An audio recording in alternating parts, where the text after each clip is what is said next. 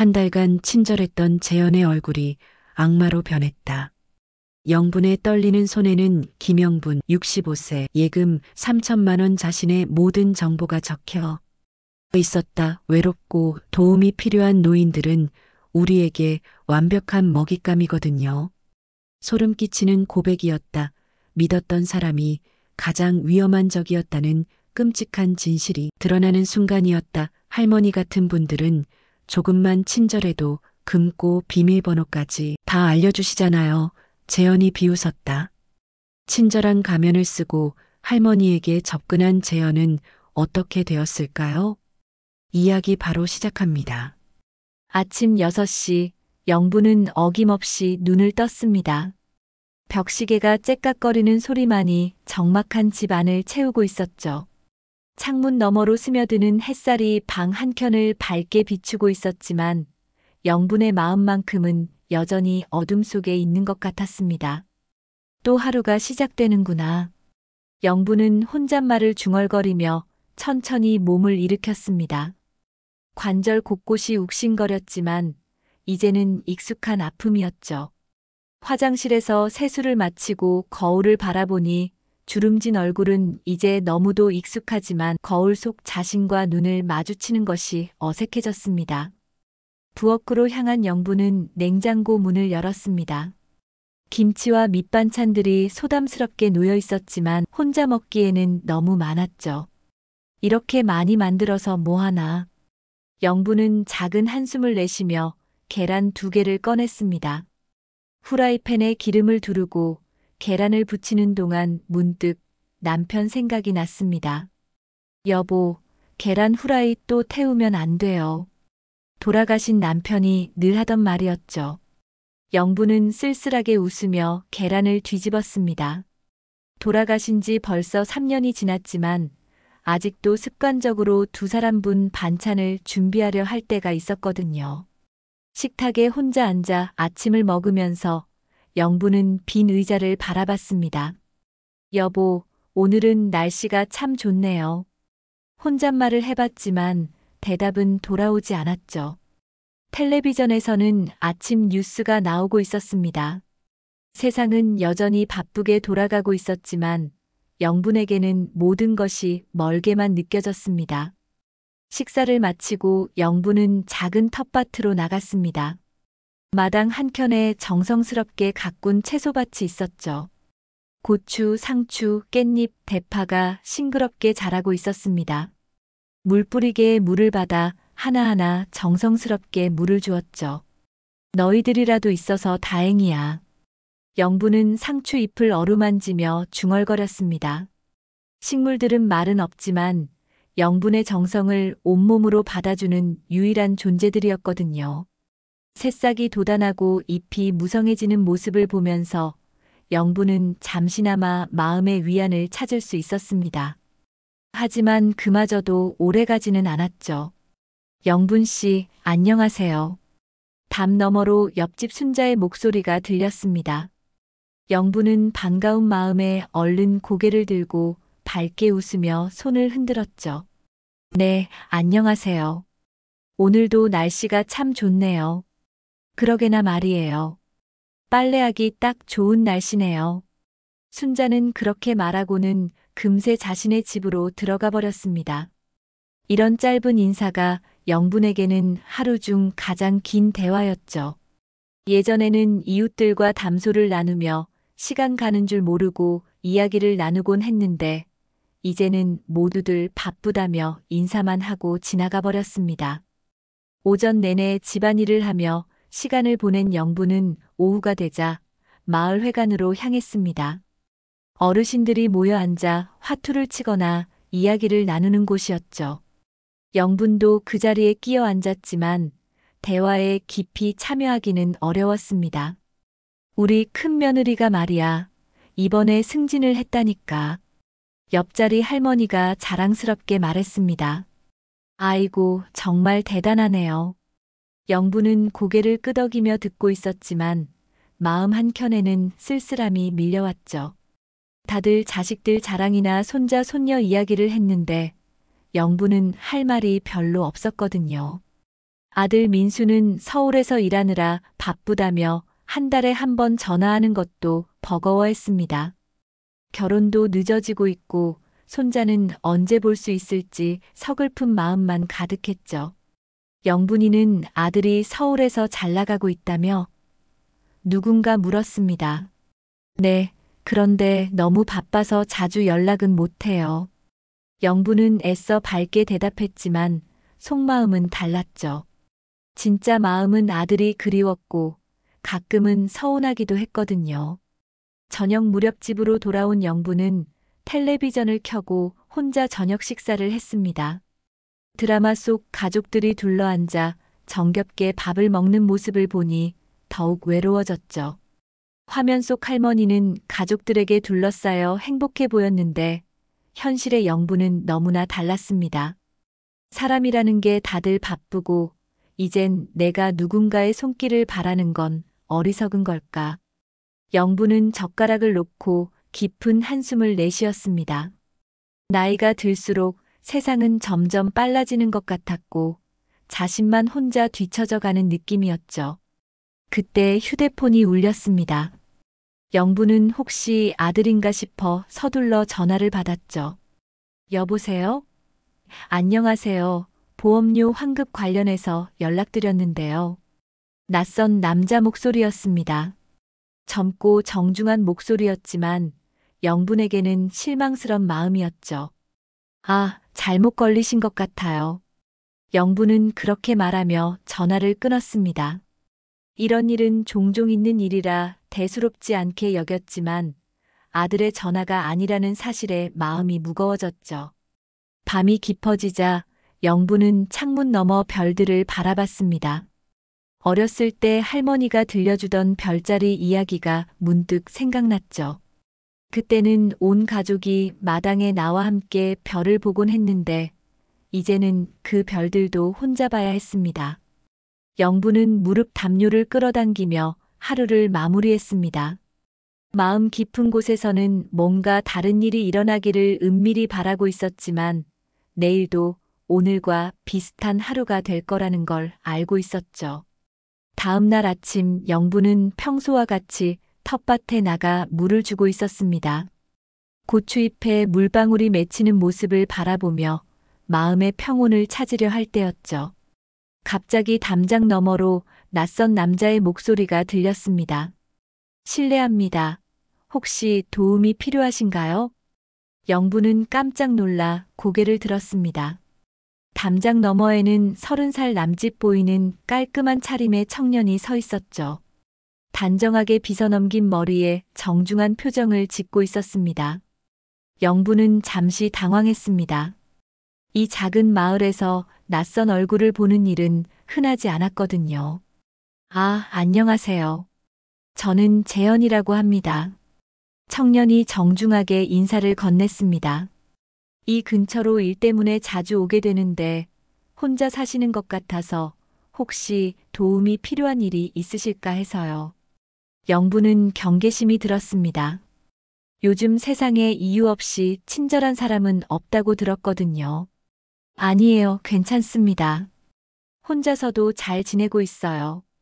영부는 조심스럽게 대답했습니다. 하지만 재현은 포기하지 않았습니다. 할머니, 무거운 물뿌리개를 들고 계시네요. 제가 대신 해드릴게요. 그는 담장을 넘어와 자연스럽게 영분의 손에서 물뿌리개를 받아들었죠. 영분이 거절할 틈도 주지 않고 말입니다. 아니, 정말 괜찮다니까요. 영분은 당황했지만 재현은 이미 능숙하게 채소들에 물을 주기 시작했습니다. 와, 정말 잘 키우셨네요. 고추도 이렇게 싱싱하고 상추도 정말 탐스럽네요. 재현의 진심 어린 칭찬에 영분의 마음이 조금씩 누그러졌습니다. 오랫동안 누군가에게 인정받지 못했던 자신의 정성을 알아주는 사람이 있다는 것이 반가웠거든요. 그냥 심심해서 키우는 거예요. 혼자 먹기에는 너무 많이 자라서 이웃들한테 나눠주곤 하는데 정말 부럽습니다. 도시에서는 이런 싱싱한 채소를 구하기가 쉽지 않거든요. 재현은 진정한 감탄을 표하며 말했습니다. 할머니, 혼자 사시면서 얼마나 외로우셨겠어요. 제가 이 근처에 일이 있어서 자주 오게 되는데 가끔 들러서 도움이 될 일이 있으면 해드리고 싶어요. 영부는 마음이 흔들렸습니다.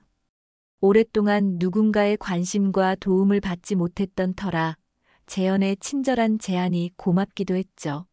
하지만 한편으로는 여전히 의심스러웠습니다. 괜찮아요. 저 같은 늙은이 도와줘서 뭐 하겠어요. 그런 말씀 마세요. 어르신들이 계셔야 이 마을도 따뜻한 거 아니겠어요? 재현은 정말 진심인 것처럼 말했습니다. 제 할머니도 혼자 사셨는데 제가 자주 찾아뵙지 못해서 항상 후회가 남더라고요. 할머니께서 허락해 주신다면 가끔 들러서 작은 일이라도 도와드리고 싶습니다. 영분의 마음이 움직였습니다. 재현의 말 속에서 진정성을 느꼈거든요. 그리고 무엇보다 오랫동안 혼자 지내온 외로움이 재현의 친절한 제안을 거절하기 어렵게 만들었죠. 그때 옆집 순자가 빨래를 널러 나왔습니다. 낯선 남자가 영분의 집에 있는 것을 보고 의아한 표정을 지었죠. 영분 씨, 저 사람은 누구세요? 아, 이분은 재현 씨라고 해요. 일 때문에 이 근처에 자주 오신다면서 도움을 주겠다고 하시네요. 영분이 설명했습니다. 순자는 재현을 위아래로 훑어보며 의심스러운 눈빛을 보냈습니다. 요즘 세상에 이유 없이 친절한 사람이 어디 있어요. 조심하세요, 영분 씨. 재현은 순자의 시선을 느꼈지만 당황하지 않았습니다. 오히려 더욱 정중하게 인사를 건넸죠. 안녕하세요. 저는 재현이라고 합니다. 혹시 제가 도움드릴 일이 있으시면 언제든 말씀하세요. 순자는 냉담하게 고개만 끄덕이고는 자신의 집으로 들어가 버렸습니다. 마을 사람들은 대부분 외지인에 대해 경계심을 품고 있었거든요. 재현은 그런 시선들을 의식하지 않는 듯 영분에게 말했습니다. 할머니, 혹시 무거운 짐을 옮기거나 높은 곳에 물건을 내려야 할 일이 있으시면 언제든 연락 주세요. 그는 자신의 휴대폰 번호를 적은 쪽지를 영분에게 건넸습니다. 아니에요. 정말 괜찮다니까요. 영분은 사양했지만 재현은 이미 쪽지를 영분의 손에 쥐어주었죠. 그냥 가지고 계시다가 필요하실 때 연락 주세요. 저도 혼자 계신 할머니께 작은 도움이라도 드릴 수 있다면 기쁠 것 같아요. 재현의 목소리에는 진심이 담겨 있었습니다. 영분은 마음이 복잡했습니다. 오랫동안 누군가의 도움을 받지 못했던 터라 재현의 친절이 고마웠지만 한편으로는 순자의 말처럼 조심해야 한다는 생각도 들었거든요. 그럼 저는 이만 가볼게요. 할머니, 건강하세요. 재현은 정중하게 인사를 하고 떠났습니다. 그의 뒷모습을 바라보며 영분은 복잡한 마음이었죠. 손에 쥐어진 쪽지를 바라보며 영분은 생각에 잠겼습니다. 정말로 도움이 필요한 순간이 올까요? 아니면 순자의 말처럼 조심해야 할까요? 마음 한켠에서는 오랜만에 누군가가 자신을 신경 써준다는 사실이 따뜻했지만 다른 한편으로는 불안함도 느꼈습니다. 저녁이 되어 재현의 일이 계속 생각났습니다. 그의 친절한 미소와 정중한 말투, 그리고 진심 어린 관심이 영분의 마음을 흔들어 놓았거든요. 오랫동안 외로웠던 마음에 작은 위안이 될 수도 있을 것 같았습니다. 재현이 처음 나타난 지 일주일이 지났습니다. 그동안 재현은 약속대로 이틀에 한 번씩 영분의 집에 들렀죠. 무거운 쌀 포대를 옮겨주기도 하고 높은 곳에 있는 김치독을 내려주기도 했습니다. 영분은 처음에는 어색했지만 점점 재현의 도움에 익숙해져 갔죠. 할머니, 오늘은 날씨가 정말 좋네요. 재현이 밝은 미소를 지으며 인사했습니다. 혹시 시장에 가실 일 있으시면 제가 모셔다 드릴까요? 영분은 고개를 저었습니다. 아니에요, 괜찮아요. 걸어서 다니는 게 운동이 되거든요. 하지만 마음 한편으로는 재현의 배려가 고마웠죠. 오랫동안 누군가가 자신을 챙겨주지 않았던 터라 작은 관심에도 마음이 따뜻해졌습니다. 그런데 이상한 일들이 하나둘씩 생기기 시작했습니다. 마을회관에서 만난 할머니들이 수군거리는 소리가 들렸거든요. 아니, 정말 이상해. 은행에서 전화가 와서 보험료를 환급해 준다는 거야. 옆 마을 할머니가 흥분된 목소리로 말했습니다. 그런데 계좌번호를 알려달라고 하더라고. 이상하지 않아? 나도 그런 전화 받았어. 젊은 남자 목소리였는데 되게 친절하더라. 다른 할머니가 맞장구 쳤습니다. 그런데 왜 계좌번호를 물어보는지 모르겠어. 영부는 귀를 기울였습니다. 자신도 며칠 전 비슷한 전화를 받았던 기억이 났거든요. 보험료 환급이라는 말에 처음에는 관심이 없었지만 계속 전화가 오더라고요. 영분이도 그런 전화 받았지? 순자가 물었습니다. 네, 받았는데 별로 신경 안 썼어요. 영분이 대답했습니다. 그런데 요즘 자주 오더라고요. 그때 마을 이장님이 심각한 표정으로 나타났습니다. 여러분 조심하세요. 요즘 보이스피싱이라는 게 많다고 해요. 전화로 돈을 받아내는 사기라던데. 할머니들의 얼굴이 일제히 굳어졌습니다. 그럼 우리가 받은 전화도 사기일 수 있다는 말씀이세요? 가능성이 높죠. 절대로 개인정보나 계좌번호 알려주지 마세요.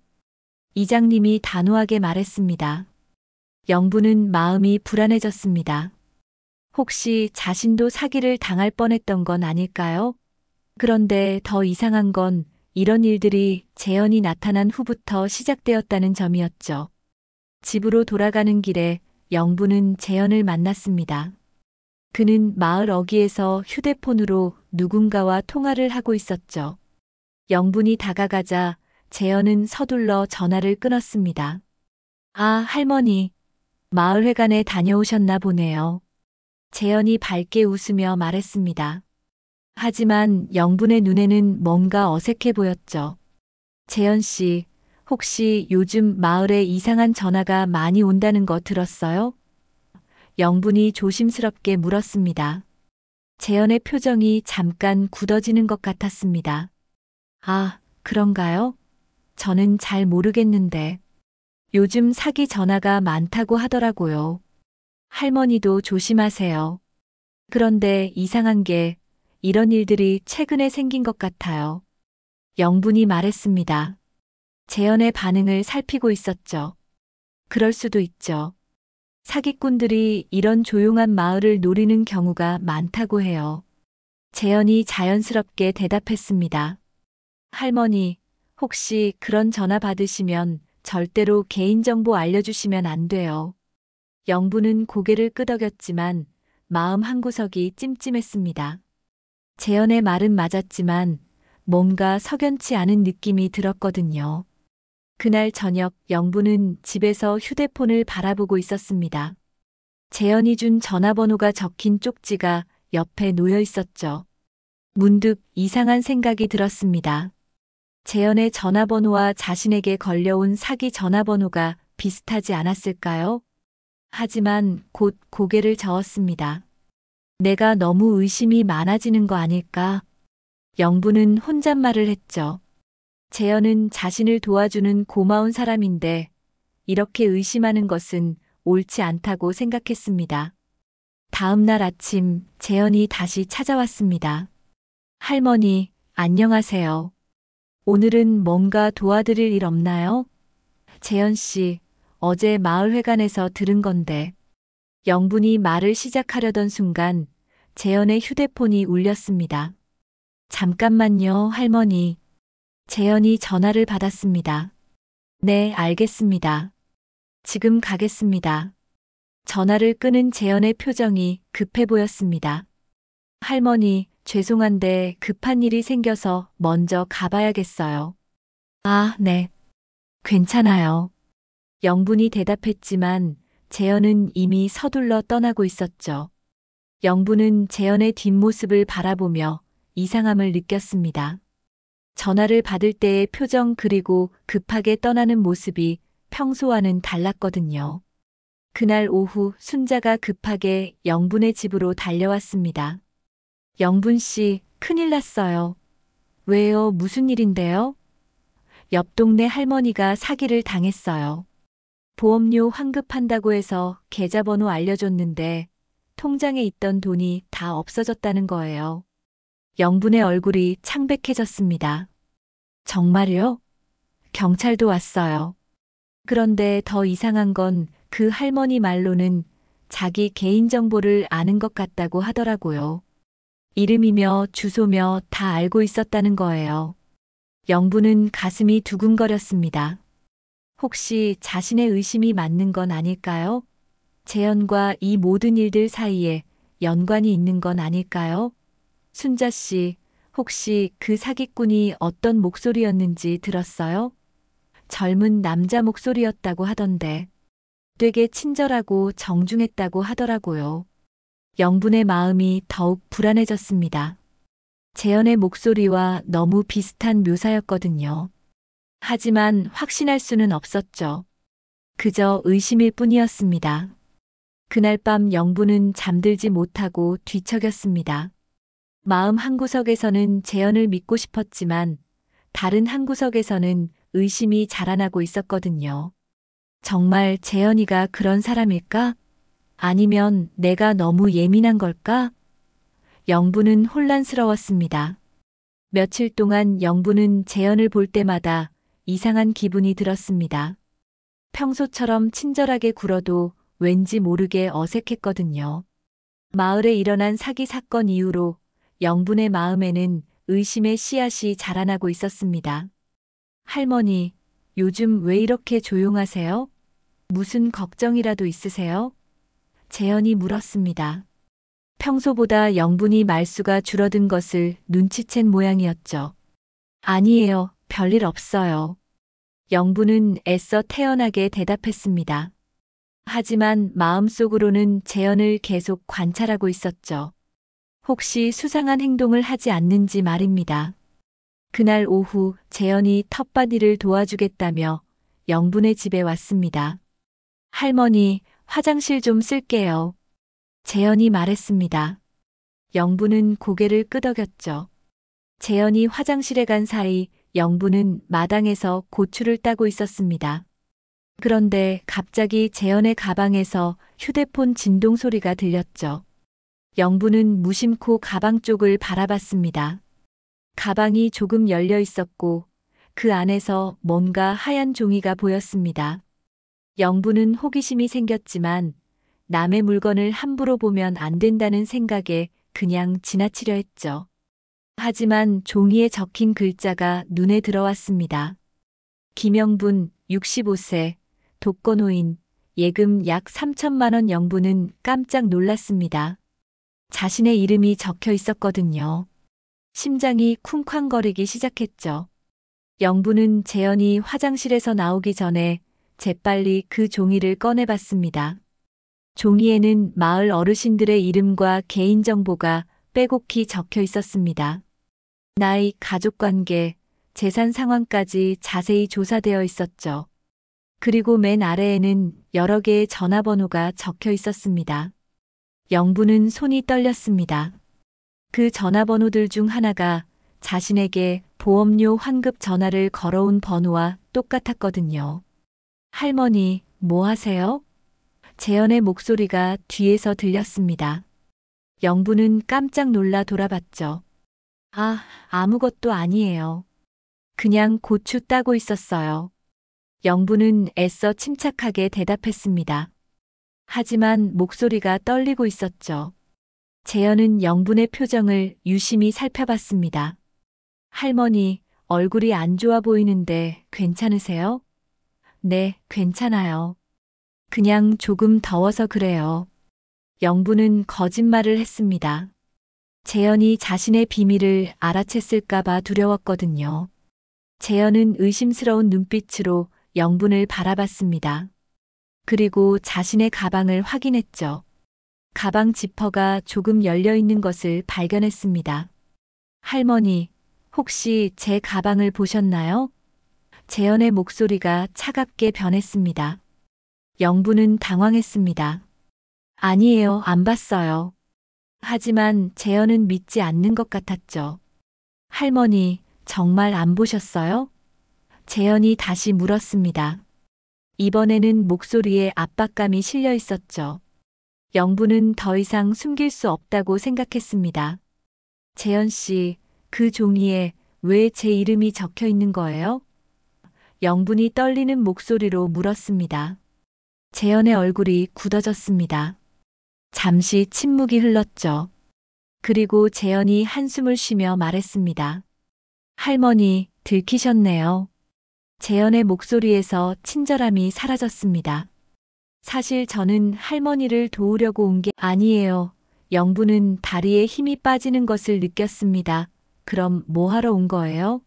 할머니들의 정보를 수집하는 일을 하고 있어요. 그 정보로 전화를 걸어서 할머니도 이제 아시잖아요. 재현이 시인했습니다. 그럼 보이스피싱이라는 게 정말 당신이 한 거예요? 영분이 분노에 차서 물었습니다. 저도 어쩔 수 없이 하는 일이에요, 할머니. 재현이 변명했습니다. 생계가 어려워서 시작한 일인데 이제 빠져나올 수가 없어요. 영부는 배신감에 몸이 떨렸습니다. 그럼 제게 친절하게 대해준 것도 다 거짓말이었다는 거예요?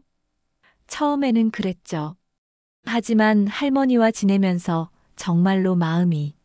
재현이 말을 이어가려 했지만 영분이 끊어버렸습니다.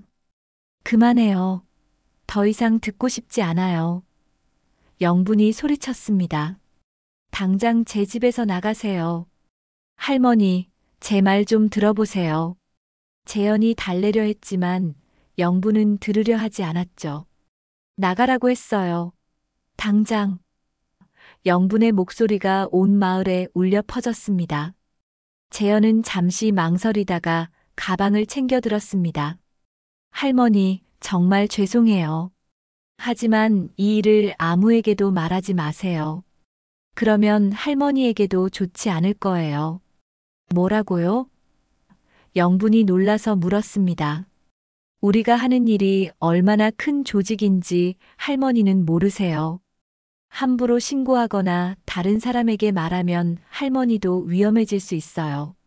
재현의 목소리에 위협이 담겨 있었습니다. 영분은 무서워졌습니다. 하지만 동시에 분노도 치밀었죠.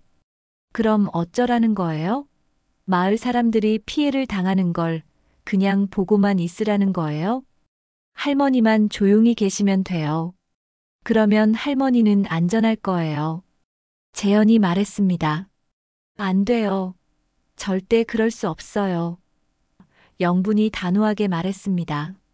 마을 사람들에게 알려야 해요. 재현의 표정이 차갑게 변했습니다. 할머니, 정말 후회하게 될 거예요. 우리를 얕보지 마세요. 그렇게 말하고 재현은 영분의 집을 떠났습니다. 영분은 주저앉아 울기 시작했죠. 믿었던 사람에게 배신당한 상처와 마을 사람들을 구해야 한다는 부담감이 한꺼번에 밀려왔습니다. 어떻게 하지? 정말 어떻게 해야 하지? 영분은 혼잣말을 중얼거렸습니다. 재현의 위협도 무서웠지만 마을 사람들이 계속 피해를 당하는 것을 방치할 수는 없었거든요. 그날 밤 영분은 잠들지 못했습니다. 재현의 진실을 알게 된 충격과 앞으로 어떻게 해야 할지 모르는 두려움 때문이었죠. 창밖을 바라보며 영분은 결심을 굳혔습니다. 무슨 일이 있어도 마을 사람들을 지켜내겠다고 말입니다. 재현과의 충격적인 대면 이후 이틀이 지났습니다. 영분은 마음을 다잡고 마을 사람들에게 진실을 알리기로 결심했죠. 이른 아침 영분은 마을 회관으로 향했습니다. 어르신들이 모이는 시간에 맞춰 모든 것을 털어놓으려 했거든요. 여러분, 제가 중요한 말씀을 드릴 게 있어요. 영분이 떨리는 목소리로 말문을 열었습니다. 어르신들이 하나둘씩 영분을 바라봤죠. 최근에 우리 마을에 온 재현이라는 청년이 있잖아요. 그 사람이 사실은 영분이 말을 이어가려던 순간 회관문이 열리며 재현이 나타났습니다. 안녕하세요, 어르신들. 재현이 평소처럼 밝게 인사했습니다. 하지만 영분을 바라보는 눈빛은 차갑게 서늘했죠. 영분은 당황했습니다. 재현이 이 시간에 나타날 거라고는 예상하지 못했거든요. 재현 씨, 왜 여기에? 할머니께서 제 이야기를 하고 계시다고 해서 왔어요. 재현이 의미심장하게 웃으며 말했습니다. 혹시 무슨 오해라도 있는 건 아닌지 해서요. 오해가 아니에요. 이 사람이 바로 영분이 말하려 했지만 재현이 재빨리 끼어들었습니다. 할머니, 요즘 많이 힘드시죠? 혼자 계시다 보니 이상한 생각이 많이 드실 거예요. 재현의 목소리에는 동정과 걱정이 담겨 있었습니다. 사실 어제 할머니께서 저를 보고 갑자기 화를 내시더라고요. 이유도 모르겠고 어르신들이 수군거리기 시작했습니다. 영분이가 왜 그랬을까? 요즘 좀 이상하긴 했어. 영분은 절망감을 느꼈습니다. 아니에요. 제가 직접 봤어요. 재현이 가방에서 우리 개인정보가 적힌 종이를. 할머니, 그건 제가 어르신들을 위해 정리한 거예요. 재현이 부드럽게 말했습니다. 혹시 응급 상황이 생기면 연락할 수 있게 가족 연락처나 건강 상태를 메모해 둔 거거든요. 그게 아니에요. 거기에는 예금 잔액까지. 영분이 항변했지만 재현이 다시 끼어들었죠. 할머니, 정말 걱정되네요. 요즘 혼자 계시느라 스트레스가 많으셨나 봐요. 재현이 마치 치매 노인을 대하듯 말했습니다. 어르신들, 영분 할머니께서 요즘 기억력이 많이 떨어지신 것 같아요. 뭐라고요? 영분이 분노했지만 어르신들의 시선은 이미 동정과 의심으로 바뀌어 있었습니다. 아이고, 영분이가 정말 그런가? 순자가 걱정스럽게 말했습니다. 최근에 좀 이상하긴 했어. 혼잣말도 많이 하고. 저도 그렇게 생각했어요. 다른 할머니가 맞장구 쳤습니다. 나이가 들면 그럴 수 있어. 영분은 믿을 수 없었습니다. 평생을 함께 지낸 마을 사람들이 자신보다 낯선 재현의 말을 믿고 있었거든요. 여러분, 제 말을 믿어주세요. 저는 정상이에요. 할머니, 진정하세요. 재현이 영분의 어깨에 손을 올렸습니다. 겉으로는 위로하는 것처럼 보였지만 영분에게는 위협으로 느껴졌죠. 스트레스 받지 마시고 집에서 좀 쉬세요. 제발 제 말 좀 들어보세요. 영분이 절규했지만 어르신들은 고개를 저었습니다. 영분이 집에 가서 쉬어. 이장님이 말했습니다. 요즘 너무 혼자 계시느라 힘드셨나 봐. 영분은 더 이상 말할 수 없었습니다. 아무도 자신의 말을 믿어주지 않았거든요. 눈물을 글썽이며 회관을 나선 영분의 뒤에서 재현이 따라왔습니다. 할머니, 제가 뭐라고 했죠? 재현이 낮은 목소리로 속삭였습니다. 함부로 떠들면 안 된다고 했잖아요. 당신이 뭘 했는지 다 알고 있어요. 영분이 떨리는 목소리로 말했습니다. 하지만 아무도 믿어주지 않네요. 재현이 비웃었습니다. 이제 알겠죠? 할머니 혼자서는 아무것도 할 수 없어요. 그날부터 영분의 고립이 시작되었습니다. 마을 사람들은 영분을 피하기 시작했죠. 치매기가 있는 할머니라고 여기며 조심스러워했습니다. 며칠 후 순자가 영분을 찾아왔습니다. 영분 씨, 괜찮아요?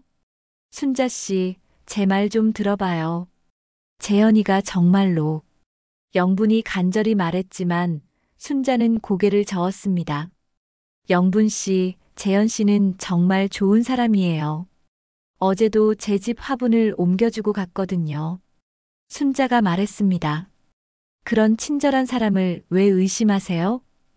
영분은 절망했습니다. 재현이 마을 사람들에게 더욱 친절하게 굴며 자신의 입지를 다지고 있었거든요. 밤마다 영부는 잠들지 못했습니다.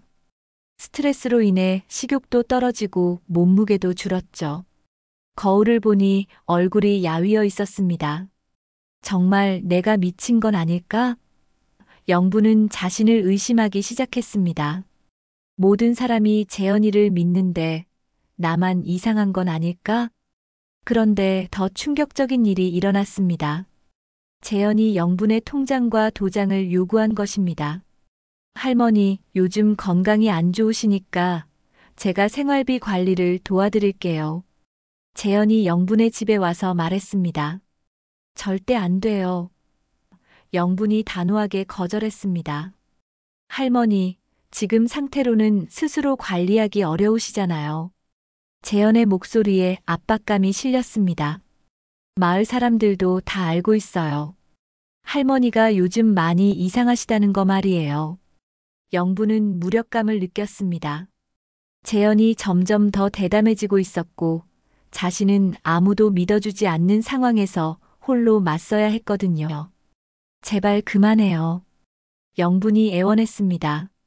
더 이상 무엇을 원하는 거예요? 별건 아니에요, 할머니. 재현이 차갑게 웃었습니다. 그냥 조용히 계시기만 하면 돼요.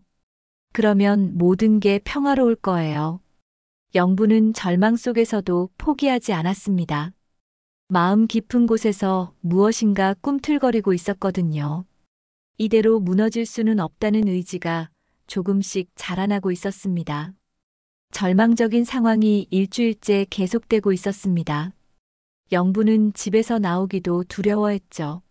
마을 사람들의 시선이 부담스러웠고 재현이 언제 나타날지 몰라 불안했거든요. 하지만 이대로 무너질 수는 없다는 생각이 점점 강해지고 있었습니다. 어느 날 밤 영부는 오래된 앨범을 꺼내 보고 있었습니다. 젊은 시절 사진들이 눈에 들어왔죠. 20살 때 시집 와서 남편과 함께 찍은 사진, 아들을 낳고 행복해하던 모습, 그리고 어려운 시절을 견뎌낸 자신의 모습들이 있었습니다.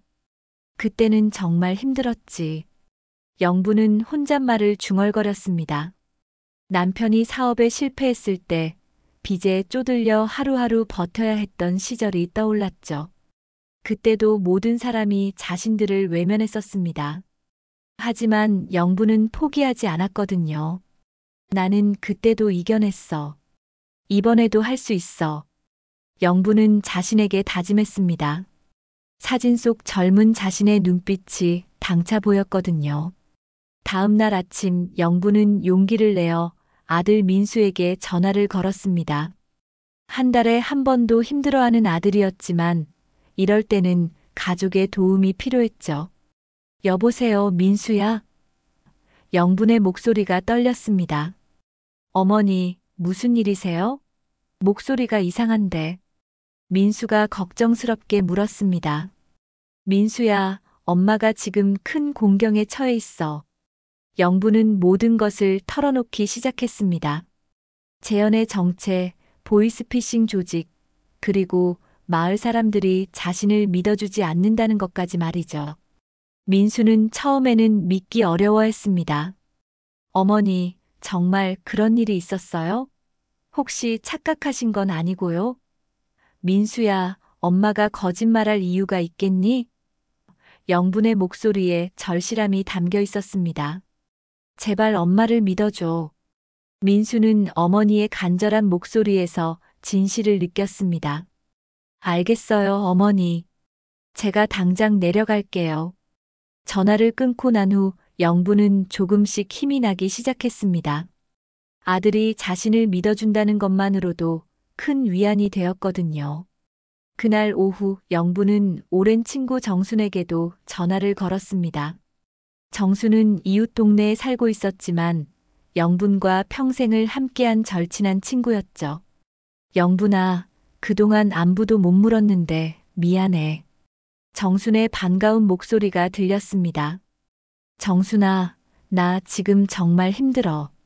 영부는 정순에게도 모든 상황을 설명했습니다. 정수는 영분의 말을 끝까지 들어주었죠. 어머, 그런 일이 있었구나.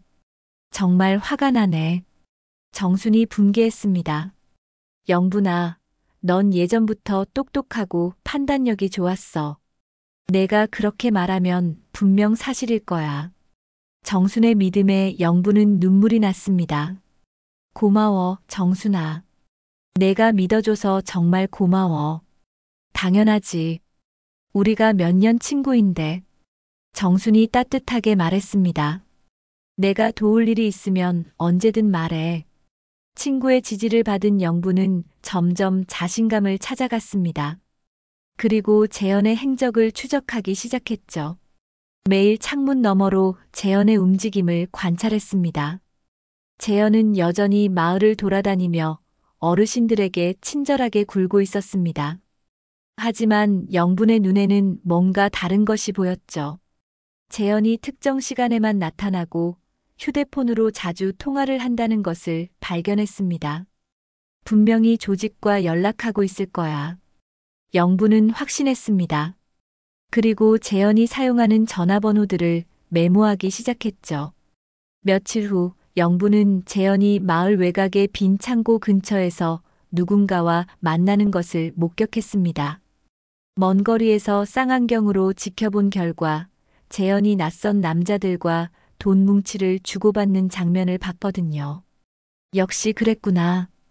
영분은 증거를 찾았다는 기쁨을 느꼈습니다. 하지만 동시에 이것만으로는 부족하다는 것도 알고 있었죠. 그때 영분의 머릿속에 옛 기억이 떠올랐습니다. 젊은 시절 남편의 사업 파트너가 사기를 쳤을 때 영분이 직접 증거를 수집해서 고발했던 일이 있었거든요. 그때 배운 것들이 지금 도움이 될 것 같았습니다. 나는 아직 끝나지 않았어. 영분은 자신에게 말했습니다. 진짜 나는 누구인가 다시 찾을 거야. 영분은 재현의 일정을 파악하기 시작했습니다. 언제 마을에 오고 어느 집을 방문하며 누구와 통화를 하는지 꼼꼼히 기록했죠. 그리고 재현이 사용하는 가짜 신분들도 하나씩 밝혀내기 시작했습니다. 며칠 뒤 아들 민수가 마을에 도착했습니다. 어머니, 괜찮으세요? 민수야, 정말 고맙다. 영분은 아들을 끌어안았습니다. 엄마 혼자서는 한계가 있더라. 민수는 어머니가 수집한 자료들을 살펴봤습니다. 어머니, 정말 대단하세요. 이 정도면 충분한 증거가 될 것 같아요. 하지만 아직 부족해. 영분이 말했습니다. 확실한 증거가 있어야 마을 사람들이 믿어줄 거야. 그때 민수가 좋은 아이디어를 제시했습니다. 어머니, 제가 경찰서에 아는 사람이 있어요. 도움을 요청해 볼까요? 영분의 눈이 밝아졌습니다. 정말? 그럼 정말 도움이 될 것 같은데. 네, 먼저 상황을 설명하고 어떻게 진행할지 상의해봐요. 민수가 말했습니다.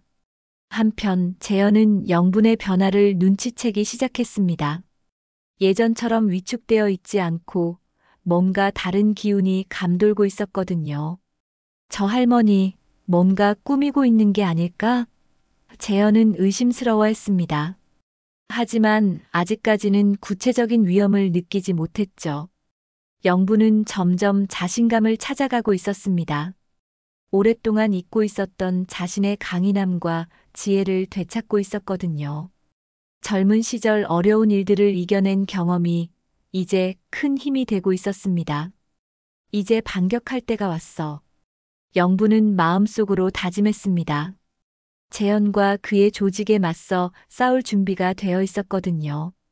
민수의 도움으로 경찰과 연락이 닿았습니다. 사이버 수사대 김 형사는 영분의 신고를 진지하게 받아들였죠. 할머니, 정말 용감하시네요. 이런 조직을 혼자 추적하시다니. 형사님, 정말 잡을 수 있을까요?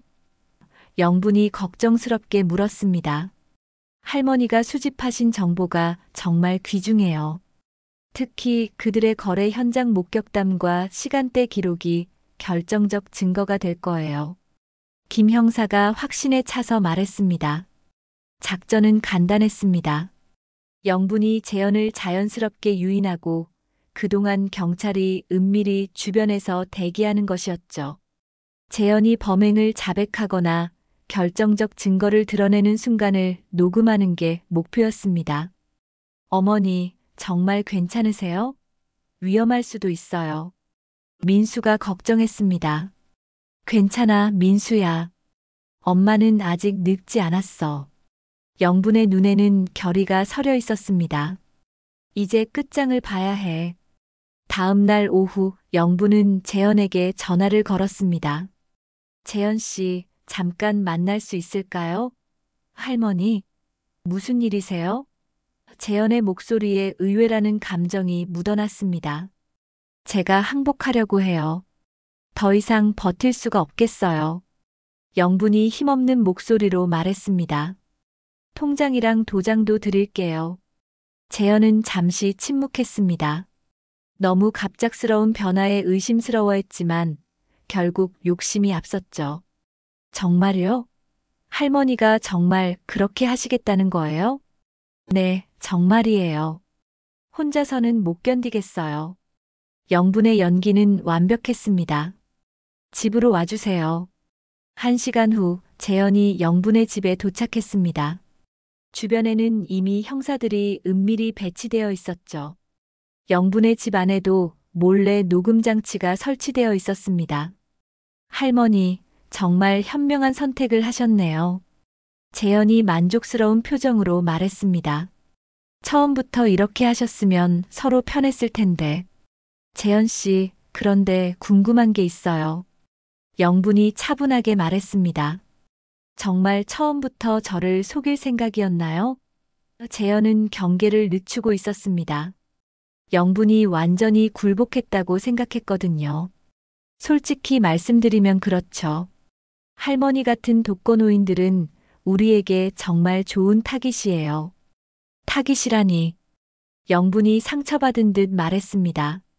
외롭고 도움이 필요한 분들이잖아요. 조금만 친절하게 굴면 금방 마음을 여시거든요. 재현이 냉정하게 설명했습니다. 그리고 주변에 의심할 만한 가족도 없고 마을 사람들과도 그리 친하지 않으시니까 완벽하죠. 영분의 가슴이 아팠지만 참았습니다. 더 많은 자백을 이끌어내야 했거든요. 그럼 다른 할머니들도 모두 속이신 건가요? 당연하죠. 우리 조직이 얼마나 큰지 아세요? 재현이 자랑스럽게 말했습니다. 전국에 있는 독거노인들 정보를 다 수집해서 체계적으로 접근하거든요. 체계적으로요? 네, 먼저 마을에 들어가서 정보를 수집하고 그 다음에 전화 사기를 시작해요. 할머니들이 의심하기 시작하면 제가 나서서 무마시키는 거죠. 재현이 모든 수법을 털어놓았습니다. 영분은 분노가 치밀었지만 꾹 참았습니다. 그럼 옆 동네 할머니가 당한 것도, 그것도 저희가 한 거예요. 그 할머니는 정말 순진하더라고요. 전화 한 통화로 계좌번호까지 다 알려주시니까. 재현이 비웃으며 말했습니다. 바로 그때 집 밖에서 소란이 일어났습니다. 경찰이다. 모두 꼼짝 마. 재현의 얼굴이 창백해졌습니다. 뭐야? 이게 무슨... 영분이 일어나서 당당하게 말했습니다. 재현 씨, 모든 대화가 녹음되었어요. 이제 끝이에요. 할머니, 저를 속이신 거예요? 재현이 분노했습니다. 어떻게 이럴 수가. 속인 건 당신이에요. 영분이 목소리를 높였습니다. 저를 이용해서 마을 사람들을 속이고 피해를 입혔잖아요. 경찰들이 집 안으로 들어왔습니다. 재현 씨 맞죠? 사기 및 개인정보 유출 혐의로 체포합니다. 재현은 수갑이 채워지면서도 영분을 바라봤습니다. 할머니, 저도 어쩔 수 없었어요. 생계가 어려워서. 그것이 변명이 될 수 있나요? 영분이 단호하게 말했습니다. 다른 사람들을 속이고 상처 주는 게 정당화될 수 있어요? 재현의 눈에 눈물이 맺혔습니다. 할머니, 정말 죄송해요. 처음에는 정말 일일 뿐이었는데 할머니와 지내면서 진짜로 마음이 그만해요. 영분이 말을 끊었습니다. 이제 와서 진심이라고 해도 소용없어요. 그때 마을 사람들이 하나둘씩 영분의 집으로 모여들었습니다. 경찰차와 소란을 보고 무슨 일인지 궁금해했거든요. 영분 씨, 무슨 일이에요? 순자가 놀라서 물었습니다. 영분은 깊은 숨을 쉬고 마을 사람들을 바라봤습니다. 여러분, 제가 계속 말씀드렸던 게 사실이었어요. 재현이가 정말로 사기꾼이었어요. 김 형사가 나서서 설명했습니다. 방금 용의자가 모든 범행을 자백했습니다. 이 할머니께서 용감하게 신고해 주셔서 검거할 수 있었어요. 마을 사람들의 얼굴이 충격과 미안함으로 얼룩졌습니다. 영분이 말이 맞았구나. 우리가 영분이를 의심했네. 할머니, 정말 죄송해요. 재현이 경찰차로 끌려가면서 마지막으로 외쳤습니다. 용서해 주세요. 영분은 재현을 바라보며 복잡한 감정을 느꼈습니다. 분노와 배신감, 그리고 묘한 연민이 뒤섞여 있었죠. 영분 씨, 정말 죄송해요. 우리가 당신 말을 안 믿었네요. 이장님이 고개를 숙였습니다. 괜찮아요. 영분이 조용히 말했습니다. 이제 모든 게 끝났으니까요. 마을 사람들은 영분을 둘러싸며 사과와 고마움을 표했습니다. 오랫동안 외롭고 무력했던 영분이 이제는 마을의 영웅이 되어 있었죠. 민수가 어머니의 어깨를 감싸며 말했습니다. 어머니, 정말 대단하세요. 자랑스러워요. 영분은 비로소 마음의 평안을 찾았습니다. 긴 싸움이 끝났고 진실이 밝혀졌으며 마을도 안전해졌거든요. 사건이 해결된 지 한 달이 지났습니다. 마을에는 평화가 찾아왔고 영분의 일상도 완전히 달라져 있었죠. 아침마다 무난 인사를 건네는 이웃들의 목소리가 전보다 훨씬 따뜻했습니다. 영분 씨, 안녕하세요. 순자가 밝게 인사하며 담장 너머로 고개를 내밀었습니다. 오늘도 텃밭 일하시네요. 네, 날씨가 좋아서요. 영분이 환하게 웃으며 대답했습니다. 순자 씨도 상추 좀 가져가세요. 너무 많이 자랐어요. 정말요? 고마워요. 순자의 얼굴에 진심 어린 기쁨이 스며 있었습니다. 영분 씨가 키운 채소는 정말 맛있거든요. 예전 같으면 형식적인 인사로 끝났을 대화가 이제는 자연스럽고 정겨운 담소로 이어졌습니다. 영분은 이런 변화가 신기하면서도 감사했죠. 오후가 되자 마을회관에서 영분을 찾는 사람들이 있었습니다. 어르신들이 모여 앉아 영분의 경험담을 듣고 싶어 했거든요. 영분이 그때 정말 무섭지 않았어? 한 할머니가 궁금해하며 물었습니다. 물론 무서웠죠. 하지만 더 무서운 건 여러분이 계속 속아서 피해를 당하는 거였어요. 영분이 진솔하게 대답했습니다. 그래서 끝까지 포기할 수 없었어요. 우리가 영분이 말을 안 믿어서 정말 미안했어. 이장님이 고개를 숙였습니다. 앞으로는 절대 그런 일 없을 거야. 영분은 마음 깊은 곳에서 따뜻함을 느꼈습니다. 오랫동안 외로웠던 마음이 이제는 마을 사람들의 관심과 애정으로 가득 차 있었거든요. 며칠 후 뜻밖의 소식이 들려왔습니다. 재현이 교도소에서 편지를 보내온 것이었죠. 영분은 잠시 망설이다가 편지를 열어봤습니다. 영분 할머니께 정말 죄송합니다. 매일 후회하며 지내고 있습니다. 할머니의 용기 덕분에 저도 정신을 차릴 수 있었어요. 교도소에서 검정고시 공부를 하고 있고 사회봉사 프로그램에도 참여하고 있습니다. 출소하면 할머니께 정말로 사과드리고 싶어요.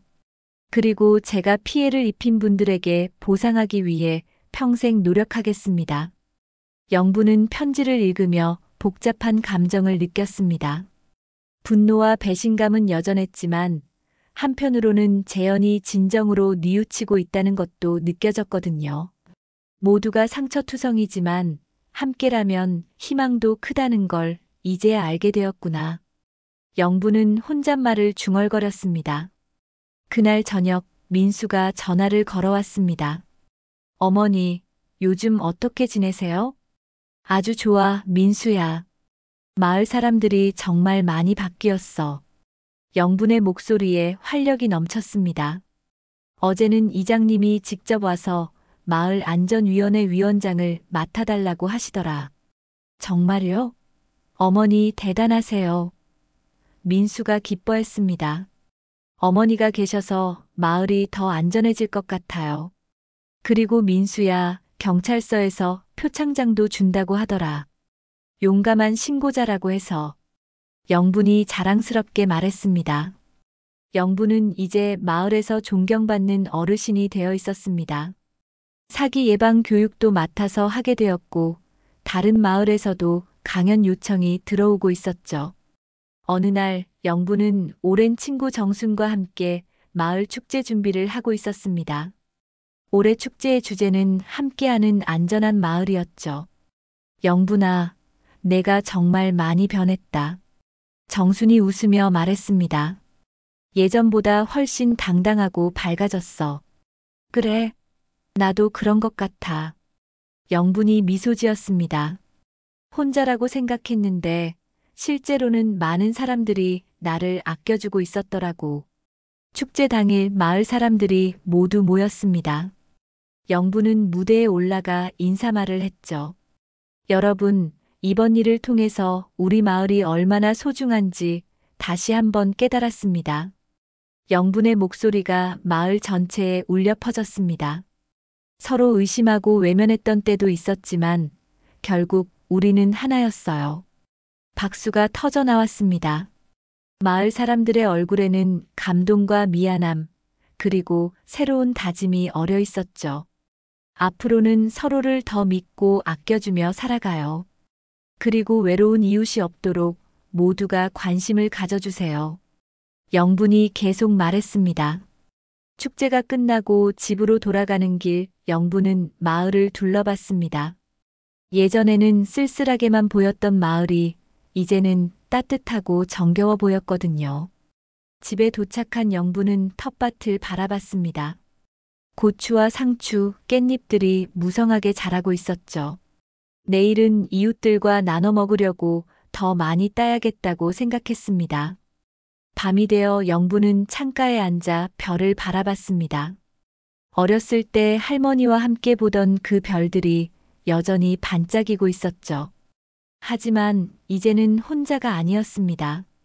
마을 곳곳에서 따뜻한 불빛이 새어나오고 있었고 그 속에는 영분을 아끼는 사람들이 살고 있었거든요. 정말 감사한 일이야.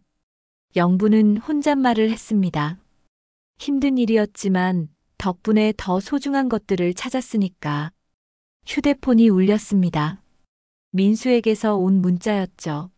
어머니 사랑해요. 정말 자랑스러운 어머니예요. 영부는 따뜻한 미소를 지었습니다. 이제는 외롭지 않았거든요. 가족의 사랑, 이웃들의 관심, 그리고 자신이 해낸 일에 대한 자부심이 영분의 마음을 가득 채우고 있었습니다. 창밖에서는 새벽을 알리는 새소리가 들려왔습니다. 새로운 하루가 시작되는 소리였죠. 영분은 기대에 찬 마음으로 내일을 맞을 준비를 했습니다. 이제는 매일이 선물 같았거든요. 영분은 무릎 담요를 덮고 편안한 잠자리에 들었습니다. 꿈속에서라도 더 이상 외롭지 않을 것 같았죠. 마을 사람들과 함께하는 따뜻한 일상이 기다리고 있었으니까요. 오늘 이야기 어떠셨나요?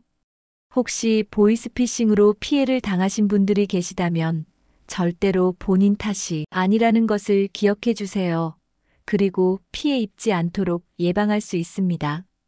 의심스러운 전화나 사람이 있으시면 혼자 고민하지 마시고 가족이나 경찰서 112에 꼭 연락하세요. 여러분의 안전이 가장 소중합니다. 끝까지 시청해주셔서 진심으로 감사드립니다. 여러분의 따뜻한 댓글은 더 좋은 이야기 제작에 큰 힘이 됩니다. 구독과 좋아요, 알림 설정은 무료입니다. 건강하시고 행복한 시간 되세요.